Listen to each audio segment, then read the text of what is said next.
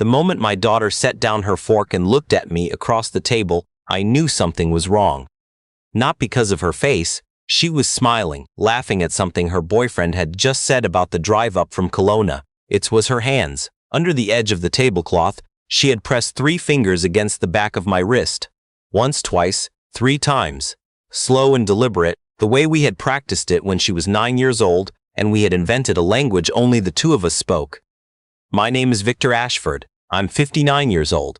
I spent 24 years with the RCMP, the last 11 of those working out of the Integrated Market Enforcement Team in Vancouver, which is the federal unit that handles securities fraud, Ponzi schemes, and the kind of financial crime that destroys retirement accounts and ends marriages. I reviewed evidence. I built cases. I sat across interrogation tables from men and women who had spent years learning how to look trustworthy, and I had gotten very good at recognizing the performance. I was looking at one now.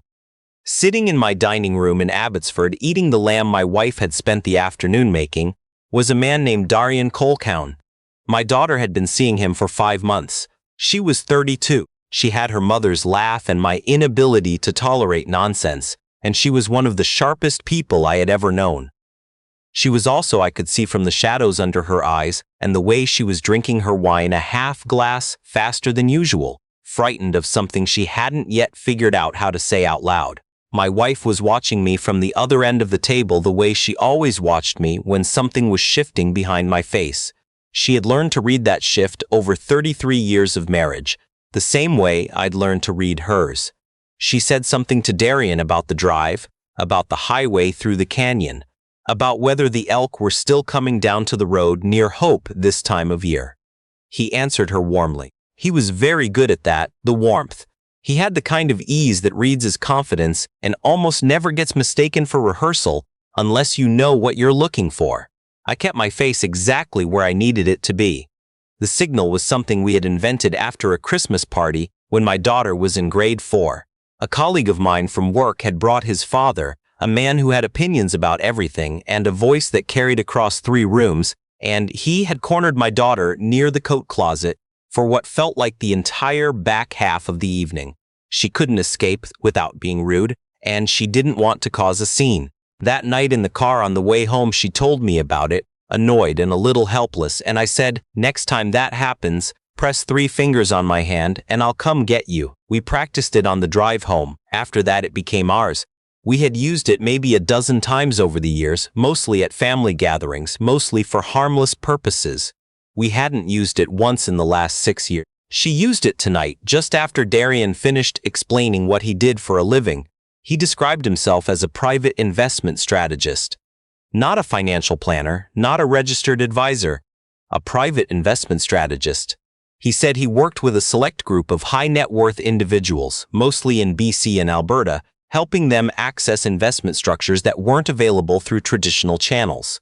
Real estate, yes, but also private mortgage lending, agricultural land partnerships, and something he called structured commodity placements, which I had never heard described that way in 24 years of financial crime investigation, which meant either it was something new or it was something that didn't exist. He said all of this pleasantly, with the casual fluency of someone who had described it many times and had refined exactly which words landed best. I asked him what regulatory bodies oversaw those kinds of placements. He smiled and said that was one of the things his clients appreciated, actually, that the structures he worked with were designed to operate efficiently, meaning they weren't burdened by the same overhead that came with registered products. Less friction in the system meant better returns for the investor. Less friction in the system. I set my wine glass down. My wife stood up and asked Darian if he'd like to see the back of the property while the light held. She has a gift for that, for the reading the room a half second before anyone else does and moving bodies where they need to go without making it obvious. He went with her, still talking, still warm, and I watched them go through the back door. And then I looked at my daughter, and she looked at me, and for a moment neither of us said anything. She rubbed her thumb along the rim of her glass. She had been doing that since she was small when she was trying to organize her thoughts. "Tell me," I said. She exhaled. "He moved into the condo with me 8 weeks ago." She looked at the table. His lease ended and he said he needed a couple of months to sort out a new place. And I said yes because I wanted to say yes and I thought I knew what I was saying yes to. And then about a month ago, he started talking to me about my TFSA and my RRSP. He said I had good money sitting in products that weren't working hard enough for me. He said he could help me restructure it. How much are we talking about? I said. She met my eyes. My TFSA is maxed, 41,000. And my RRSP is just under 200,000. I sat with that. He showed me documents, she said. Something called the Pacific Ridge Capital Growth Fund. It had a prospectus, a registered address in Calgary, performance records going back 7 years. The returns looked, she paused. They looked too good. She said that last part quietly, like she was admitting something. What kind of returns? 16 to 20% annually. Has he asked you to sign anything? There was a subscription agreement. He sent it to me 2 weeks ago. He said there was no urgency, but the next investor intake window closes at the end of the month.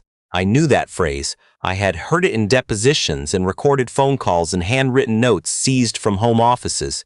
The closing window, the last available allocation, the opportunity that is available only to you, only right now, only if you move quickly.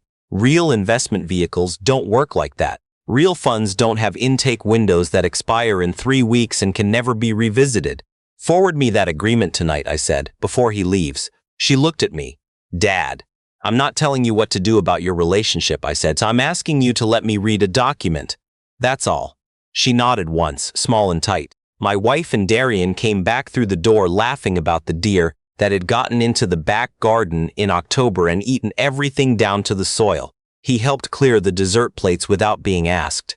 He complimented my wife on the lamb twice, both times specifically, not generically. He asked me a question about a white-collar case that had been in the BC news that fall and listened to my answer with what appeared to be genuine interest, asking a follow-up that showed he had actually processed what I said. He was very good. He was the kind of good that takes time to develop. After they left, my wife stood at the kitchen counter and looked at me and didn't say anything for a while. You saw it. I saw you go somewhere behind your eyes when he said less friction, she said. That's your work face. The one where you're deciding what to do with something. I need to make some calls tomorrow. She dried her hands on the dish towel and turned around. How bad? I don't know yet, I said. But my daughter has $240,000 in registered accounts, and her boyfriend moved in 8 weeks ago, and he's directing her toward an unregistered investment with a month-end deadline. She set the dish towel down and looked at the door my daughter had just walked out of. Okay, she said. What do you need from me? That was the thing about 33 years. You didn't have to explain the whole shape of it. You named the weight and the other person understood the rest. The agreement my daughter forwarded me that night was 22 pages. It was formatted cleanly, professional fonts, a letterhead from something called Pacific Ridge Capital Management Corporation with a registered address on 8th Avenue SW in Calgary. There was a disclosure section at the back written in dense language designed to be skimmed rather than read. I did not skim it. I spent 2 hours at the kitchen table after my wife went to bed. The performance chart showing 7 years of returns cited no external auditor. The section describing investor protections referred to something called the Pacific Ridge Capital Assurance Framework, which was described as being detailed in a separate schedule that was not attached and not linked anywhere in the document. The subscription minimum was $20,000, with a priority allocation available for commitments over $100,000. The fund's stated strategy involved private credit secured by physical assets, which was language that could mean almost anything or precisely nothing at all. When I looked up the 8th Avenue address in Calgary, it was a registered agent service. The kind of address you can rent for $60 a month. It forwards your mail. There is no office. There is no firm. I texted 2 people that night. The first was a woman named Elaine Forsyth, who had run the BC Securities Commission's Enforcement Division for 12 years before moving to a senior role with the Canadian Securities Administrators in Ottawa. We had worked 3 overlapping cases during my last years with the RCMP, and she had never once wasted my time, and I had tried to return the favor. The second was a man named Hugh Baxter, who had been a forensic accountant for the BC Ministry of Finance for 18 years and now ran a private practice out of New Westminster. Hugh could read a financial document the way a doctor reads an X-ray. He could find the absence of something that should be there faster than most people could find the thing itself. I texted them both at 11:15 and asked if we could speak in the morning. Elaine called at 8:10. I gave her the fund name, the Calgary address, and the name Darian Colquhoun. She was quiet for a moment. "Give me 90 minutes, she said. Hugh called at 8:40. I read him sections of the subscription agreement over the phone, and he asked me to repeat 2 passages. When I finished, he was quiet for long enough that I checked to make sure the call was still connected. "Victor," he said, "the section on the physical asset collateral, the assets that are supposed to back the private credit facilities, there's no schedule, there's no description of what the assets actually are. In a real private credit fund, you list the collateral, you attach a schedule. There is nothing here. It's just language that implies collateral without describing any. If the fund failed and someone tried to recover money, there would be no way to verify that any underlying asset ever existed." "It's a frame without a painting," I said. "That's exactly what it is." Elaine called back at 9:50. She was careful the way she always was, measured, choosing words like someone who had given testimony enough times to know that the way you say a thing matters almost as much as the thing itself. "He's real," she said. Darian Colquhoun, 36 years old, grew up in Lethbridge, worked 2 years at a registered financial planning firm in Edmonton before he was terminated. The firm filed a complaint with the Alberta Securities Commission. The file was closed with no charges, but it exists. What was the complaint about? An inappropriate personal relationship with a client. A woman, 61 years old, recently widowed. She transferred $90,000 into a private investment vehicle at his recommendation before the firm flagged the relationship. The fund had no registration. The money was unrecoverable. She declined to pursue criminal charges. The file says her family advised against it because she was embarrassed.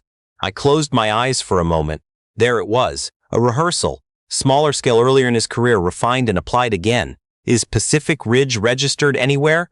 No. There is no registered fund by that name in any province or territory in Canada, so he's running a straight-up fraud. It appears that way. The question is timing. If he moves the money and closes the window, recovery becomes very difficult very fast. She paused. How close is he to asking her to commit? Subscription agreement already in her inbox. End of month deadline. How much is at stake? My daughter's retirement savings, $240,000. There was a pause that was shorter than I expected. Elaine and I had both worked cases where families lost everything. We both knew what that looked like. This one was closer to home than either of us had dealt with before. "Okay," she said. "Here is what I need. I need your daughter to agree to one more conversation with him where he makes the full pitch, on the record. In BC, a party to a conversation can record it without disclosing that they're recording.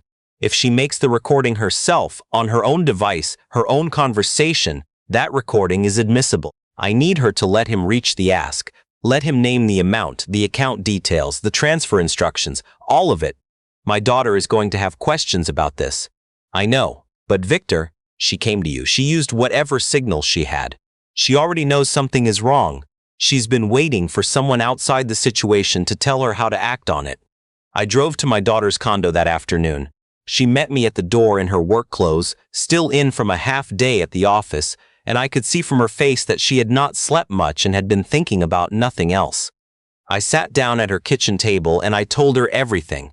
The Calgary address that was a mail forwarding service, the missing auditor, the missing collateral schedule, Hugh's analysis, the complaint filed in Alberta, the widowed woman in Edmonton who had lost $90,000 and been too ashamed to press charges. My daughter sat very still through all of it. She had a coffee mug between both hands that she wasn't drinking from. "He told me he loved me," she said, not angry, just very quiet. The way people go quiet when they are working out the load-bearing walls of something they had built their trust inside of. "I know," he said at first. 3 weeks ago, I didn't say anything. There was nothing I could say that would make that land differently. She had to sit with the shape of it herself. After a while, she looked up. "What do I need to do?" I told her about the recording. I explained what she needed to let happen, to let him make the full pitch, to let him describe the fund and the returns and the transfer process, to let him name the amount and the account and the deadline. I told her she needed to seem like someone who was almost ready to say yes. She needed to not push, not rush, not give him any reason to think anything in the room had changed. "Can you do that?" I asked.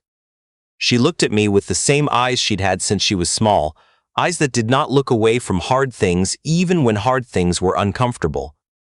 "I spent 8 weeks trying to explain away what I already knew," she said. "Yeah, I can sit across from him for 2 hours. She called him that evening and said she had been going over the subscription agreement and had a few more questions before she felt ready to commit. She said she wanted to talk through it properly in person, not just over text. He suggested coffee on Saturday morning. He was warm. He said he was glad she was taking it seriously. He said that was exactly the right way to approach it. Saturday morning, I drove back to her condo and we sat at her kitchen table for an hour and I walked her through it. Phone in her front pocket, screen down, voice memo app running. Let him talk. Don't fill the silences. People fill silence on their own if you give them enough of it. Ask neutral questions. Don't be eager, don't be cold, be someone who is almost convinced. She nodded through all of it. "How are you feeling?" I asked. She looked out the window at the street below. She had the same expression she'd had as a kid when she was deciding whether something scared her or just felt like it should. "Like I want it to be done," she said. "Good," I said. "Stay there." I drove home and sat in the kitchen with my wife and we didn't talk much. She made tea. We listened to the radio. I watched the clock more than I usually let myself watch clocks. She texted me at 12:43. "Done. Calling you in 15. Her voice on the phone was steady, but I could hear the thin quality underneath it, the particular thinness that comes when adrenaline has been running for 2 hours and is finally starting to step back. She said he had been thorough. He had described the fund structure, the projected returns, 17 to 21% annually. He'd said, a number so far outside the range of any legitimate and sustainable investment return that it functions almost like a calling card, something that looks like generosity but is actually signature. He had described the intake timeline, the preferred allocation for commitments over 100 process, the wire transfer process. He gave her the account number, a credit union in Alberta. He told her that the fund managers preferred to work outside the major banks because it reduced processing delays, and that her money would be actively deployed within 72 hours of the transfer clearing. 72 hours. I knew exactly what 72 hours meant.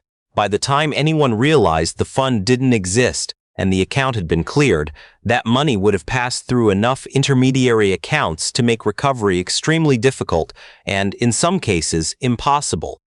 I called Elaine that evening and told her we had the recording. She asked my daughter to send the audio file through a secure channel, which she did within the hour.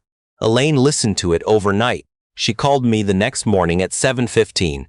"It's enough," she said. "We're moving on this today. I didn't ask for the operational details. That was not my role anymore, and it was not my daughter's. What I can tell you is that Darian Colquhoun was arrested at my daughter's condo on Monday morning. I know because she called me while it was happening, standing in the hallway outside her own front door in her socks, her voice low, saying, 'Dad, they're inside. It's happening. Go put on shoes,' I said. 'Go outside. Get some air.'" The investigation that followed revealed that Darian had run versions of the same scheme in Alberta and Saskatchewan before coming to BC. Pacific Ridge Capital Management was one of 4 fraudulent structures he had used. The total losses to investors across all known victims, 9 people, exceeded $1.1 million. Several of those people had already transferred money before my daughter met him. She was the only one who had not lost a cent. 3 weeks later, my daughter came for Sunday dinner. Just the 3 of us. My wife made roast chicken, the one she has made since my daughter was in diapers, and we sat at the table where 5 months of very careful and very calculated deception had almost paid off. My daughter was quiet through most of dinner. Not the wound-up quiet of the weeks before, something different, more settled. The particular quiet that comes after something hard is finally finished and you don't quite know what to do with the space it has left behind. She helped clear the dishes the way she always had since she was a teenager, without being asked and without making a thing of it. And when my wife went upstairs to call her sister, my daughter came and sat across from me at the kitchen table with her hands around a mug of tea. "I keep going back to the moment I decided to say yes when he asked to move in," she said. "Like if I could just find the exact thing I missed, then I'd understand it." "You didn't miss it," I said. "You felt it. That's why you used the signal." She looked down at the mug. I mean earlier, before it got that far. I looked at my daughter, this person I had watched grow from a 9-year-old who needed a secret code to escape a boring party into a woman who had sat calmly across from someone's systematically trying to dismantle her financial future and had held herself steady long enough to help take him apart. He was skilled at what he did, I said. He had done it before. He had done it enough times to know which things to say and in which order, and how to make the investment conversation feel like a natural extension of the relationship rather than the entire reason for it. That is not a failure of your intelligence. That is someone investing significant preparation and patience into deceiving you. Those are not the same thing. It doesn't feel like they're different, she said. I know, but here's what you should actually keep from this. The moment your gut told you something was off, you didn't completely talk yourself out of it. You reached for the signal. That is the thing that made everything else possible. She was quiet for a moment. Most people don't do that. Most people feel it and convince themselves they're being paranoid, I said. They're embarrassed to say anything because they don't want to look foolish, or they don't want what they're feeling to be true because of what that would mean about the relationship. So they wait. And while they're waiting, the window closes and the money moves, and the person has already planned their exit. We sat with the sound of the rain starting against the kitchen window and my wife's voice carrying faintly from upstairs. Is he going to go to prison? She asked. That's for the courts, I said. What I can tell you is that the evidence is strong, the recording is clear, and there are 9 other people who now have a chance at accountability because you didn't let him finish. She nodded slowly. Then she looked at me with something in her face that had moved past the grief of it and arrived somewhere more solid. Good, she said. We moved to the living room when my wife came back downstairs, and we watched something none of us particularly cared about on television, and my wife fell asleep in the armchair the way she does, with her feet tucked underneath her, and my daughter and I sat on the couch in a comfortable silence that we hadn't had since before all of this, and it felt like the right kind of evening to have after the wrong kind of months. There are things I want to say plainly, as someone who spent more than 2 decades working financial crime in this country. Fraud like this works not because its victims are foolish, but because they are open to love, open to connection, open to the possibility of being trusted with something good. The most sophisticated predators do not look for people who are naive. They look for people who are emotionally available and financially stable, and they are extraordinarily patient. The investment conversation never begins the relationship, it ends it. By the time the subscription agreement arrives, the victim is already inside something that feels real because in many ways it has been. The time, the warmth, the sense of being genuinely known, those things existed. The fraud was layered on top of them, carefully and deliberately, over months. The red flags are often only visible from the outside or in retrospect. Investment returns that seem extraordinary, anything consistently above 8 or 9% annually, should prompt serious questions, not excitement. A fund with no verifiable registration. In Canada, any investment fund sold to the public must be registered with the securities regulator in the province where the investor lives. You can verify any fund and any advisor through the Canadian Securities Administrators National Registration Search at securitiesadministrators.ca. It takes 3 minutes. It costs nothing. A business address that turns out to be a mail forwarding service. You can check this in seconds using Google Street View. Urgency around a deadline. Reluctance to allow independent legal or financial review. These are not guarantees of fraud, but they are reasons to slow down and look harder before you do anything else. And this, which I want to say last because it is the thing I think about most. If someone in your life reaches out to you in whatever way they have with whatever signal exists between you, please take it seriously. My daughter used a code we invented when she was 9 years old. She used it because some part of her already knew, before her conscious mind was ready to say it out loud, that she needed us outside the situation to look at what was happening. That instinct is worth more than any financial document. It is worth more than any return projection, or prospectus, or professionally formatted subscription agreement. We didn't lose $1. We almost did. The difference was a 32-year-old woman sitting at a dinner table and pressing 3 fingers against the back of her father's hand. If something doesn't feel right, it is not nothing. It has never been nothing. The question is only whether you listen to it before the window closes.